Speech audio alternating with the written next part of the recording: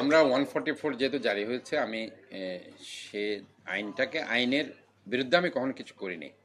আমি আইনটাকে সম্মান রেখে আমার ছেলেদেরকে বলছি তারা আজকে যাতে কিছু না করে পরে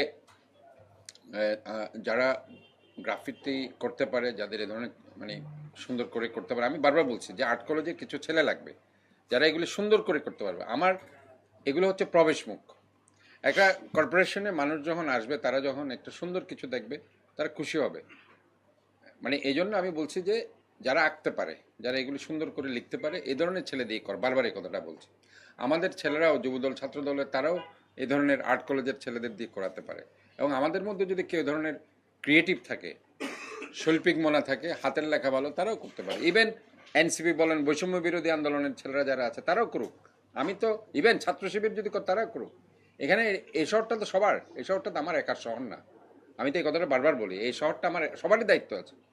সবার দায়িত্ব জায়গা থেকে সবাই আসুক। আর আপনারা এখন যেটা প্রশ্ন করেছেন যে পলিটিক্যাল আসলে আমি আপনাকে বলি যে আমি আজকে এই যে মেয়র হয়েছে, আমি বলি যে জুলাই আগস্টের বিপ্লব না হলে আমরা 17 বছর আন্দোলন সংগ্রাম করেছি।